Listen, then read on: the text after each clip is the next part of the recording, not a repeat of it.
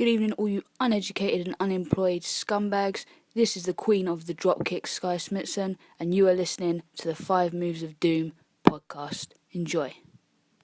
Alright guys, it's Ben from the 5 Moves of Doom podcast here, and I'm here just to let you know that due to some unforeseen circumstances, the weekly review of Raw and SmackDown won't be coming out this week, but nevertheless, we have got the recaps for you to listen to, so listen to these and I hope you enjoy.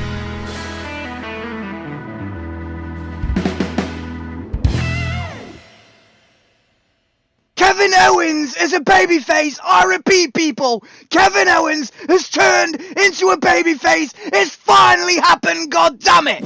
We saw the return of D-Generation X minus the glow sticks and Trish and Lita and Kurt.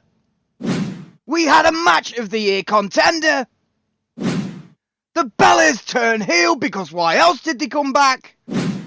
And a great main event that showed us the Shield are far from fine. And people, Kevin Owens is a babyface.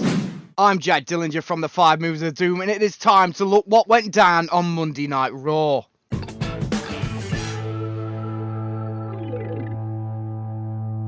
The game kicked us off looking like the baddest dad on the planet, and he got his BFF Shawn Michaels down to join him and bash the old guys in wigs about their lack of respect. This coming from one of the most notorious disrespectful teams who ever came together. Triple H then asked his boyfriend if he was ready. But it actually was aimed at us, which could only mean one thing. It's DX! The Heartbreak Kid is officially back and is getting the match we have all dreamed of against Kane and The Undertaker. We then got treated to one of the matches of the year. No, not in terms of in-ring competition, but we got an utter brilliant double turn.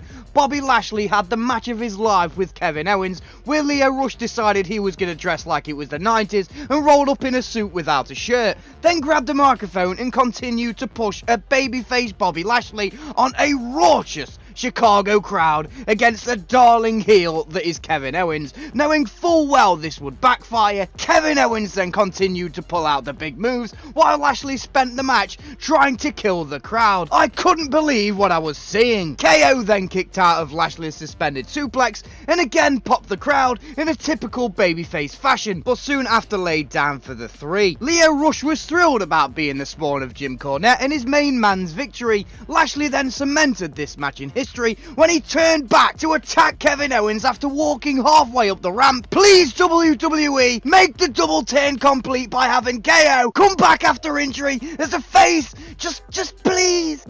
If that wasn't enough confirmation for you, however, Bobby Rush then went backstage and interrupted a promo by Finn Balor and Bayley, also known as Team Bread and Breakfast, and went on to make fun of the pair and mock them for their too sweeting.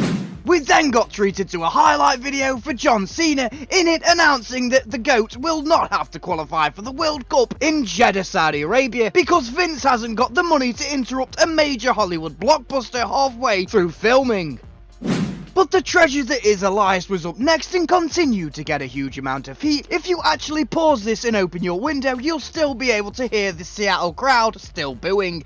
And his sensational self got interrupted by Ronda Rousey of all people, then left in the break with no word or even a goodbye. But if you missed Super Showdown, it's okay, because here's the rematch. Liv Morgan was on fire in this match in her brawl with Brie Bella and is getting herself over week by week. But then Ronda halted the fun and tapped Ruby out in no time at all, picking up the win again. But then the inevitable happened and we got the shock heel turn by the Bella Twins. The crowd rejoiced and even started We Love Nikki chants, but they soon turned to boos. Ronda sold it like the champ she is and looked as if she generally couldn't believe it. She obviously didn't see the leaked card for Evolution. After seemingly getting a lot of airtime and being genuinely over, Team Bed and Breakfast then had a funnish little match with Alicia Fox and Jinder Mahal, with Team B&B getting a win and actually making us believe they're strong contenders for the Mixed Match Challenge. And then last night happened. Heath Slater then reminded everybody he's still alive and asked Tag Team GM Baron Corbin if he could find a place for Slater in Corbin's own upcoming Battle Royal, and Corbin simply told him no because he's not good enough. It was truly heartbreaking stuff and the whole internet sent you a hug, Heath. Corbin was joined in the ring by a load of local jobbers from a load of random countries, and they had gimmicks so stereotypical that they would have made the late 80s and early 90s jealous, and a guy from Mexico in a gold latex bodysuit 2 sizes too small. Don't look at his crotch, don't look at his crotch. Baron then cleared the ring, but the gold guy from Mexico was waiting outside, and what followed was absolutely fucking great. He shocked the acting GM by German suplexing him a couple of times, and even Olympic slam Baron Corbin and tossed him out. And if you didn't guess it by now, it was Kurt Angle all along. Yes, Kurt's in the World Cup. That's 2 representing America. Nia Jax and Ember Moon then had a match because they've got nothing for them, but it soon turned into a great feisty affair, with Moon picking up the win via countout.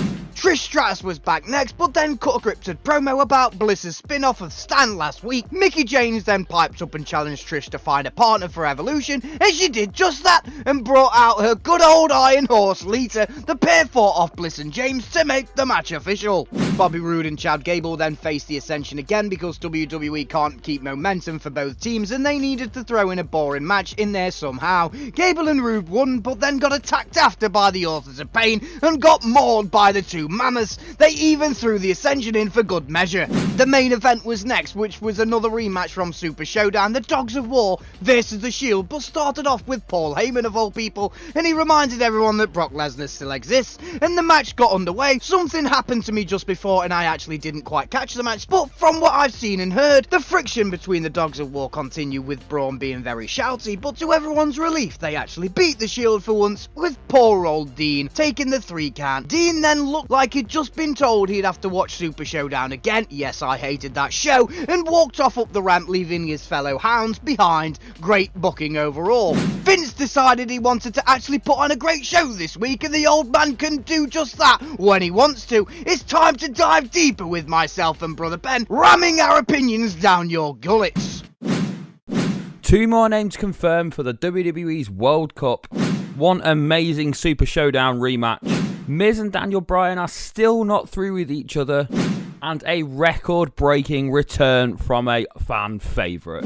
My name is Ben, as you've probably heard throughout the entirety of this podcast so far, and it is time to look back at what happened on SmackDown Live.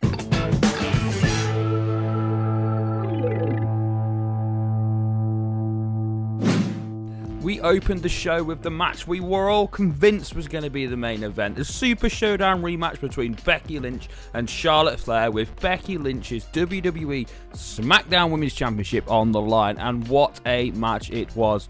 We had amazing spot after amazing spot, and the match genuinely convinced me that Charlotte was going to pick up the win. As both ladies brawled on the outside, causing the double disqualification.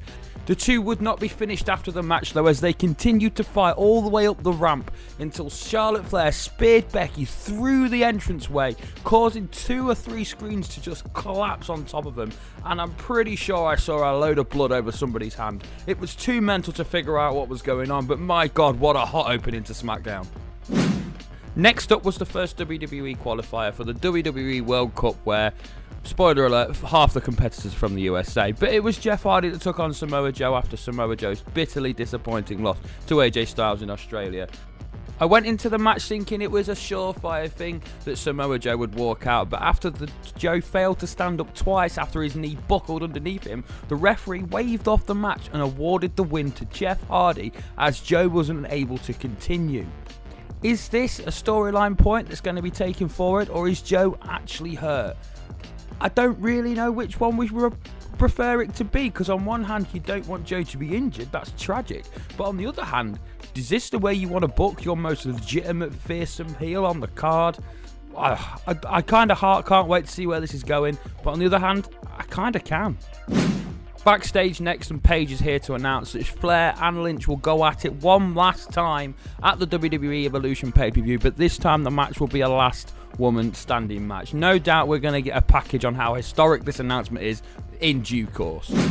Next up, it's Miz TV, and The Miz has got Daniel Bryan and AJ Styles as his guests. 2 men that will face off one-on-one in Saudi Arabia in the WWE Championship match. And basically, Miz is here just to drive them apart and stir up some trouble between them, as well as just dropping his pound on the pool table as he tells them whoever wins, he's got next. Do I think Miz is going to be done? Do I think Miz is going to leave Daniel Bryan to have his main event match? Do I buggery?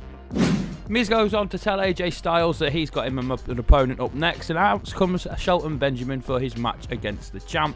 Miz, Bryan are on commentary for this one, so this is going to be entertaining. Yay! After a relatively exciting match, AJ Styles lands a phenomenal forearm on Shelton Benjamin for the win. The Miz and Daniel Bryan were on commentary, but were relatively subdued, and nothing of note was really said by either, so hey, what was the point in having them out there? Next up, we saw Aiden English come out here and says that he can show the world the rest of the video from last week about what happened in Milwaukee, but he doesn't want to do that as it's a family show.